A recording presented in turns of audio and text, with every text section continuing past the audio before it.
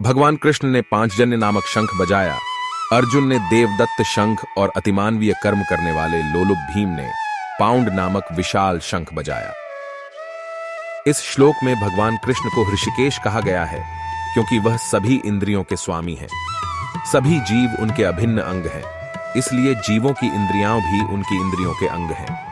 निर्विशेष सत्वों का कारण बताने में असमर्थ होने के कारण सत्वों को संवेदनहीन या असंवेदनशील कहने के लिए सदैव उत्सुक रहते हैं। भगवान जीव के हृदय में विराजमान होकर जीवों की इंद्रियों को प्रेरित करते हैं, लेकिन वह यह प्रेरणा जीवों के समर्पण के अनुपात में देते हैं और शुद्ध भक्त के मामले में वह सीधे इंद्रियों को नियंत्रित करते हैं। यहाँ कुरुक्षेत्र के युद्ध क्षेत्र में भगवान कृष्ण सीधे अर्जुन की दिव्य इंद्रियों को नियंत्रित करते हैं और इसलिए उन्हें विशिष्ट रूप से ऋषिकेश कहा जाता है।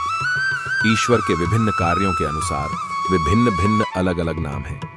उदाहरणार्थ उनका एक नाम मधुसूदन भी है क्योंकि उन्होंने मधु नामक असुर का वध किया था।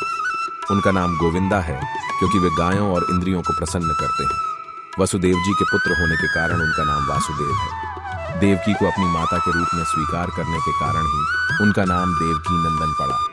वृंदावन में यशोदा ने बाल लीला का सुख दिया, इसलिए उनका नाम यशोदा नंदन पड़ा। उन्होंने अपने मित्र अर्जुन के सारथी का काम किया, इसलिए उनका नाम पार्थ सारथी पड़ा। इस प्रकार उनका एक नाम ऋषिकेश भी है क्योंकि उन्होंने कुरुक्षेत्र के युद्ध के मैदान में अर्जुन का मार्गदर्शन किया था। यह श्लोक अर्जुन को धनंजय के रूप में संदर्भित करता है क्योंकि जब उनके बड़े भाई को विभिन्न यज्ञ करने के लिए धन की आवश्यकता होती थी तो उन्होंने इसे प्राप्त करने में अर्जुन की मदद की थी। इसी तरह भीम को वृकोदर के नाम से जाना जाता है क्योंकि जिस तरह वह हिडंबा को उठाने का वीरतापूर्ण कार्य कर सकते थे, उसी तरह वह अकारांतियो बनकर खा भी सकते थे।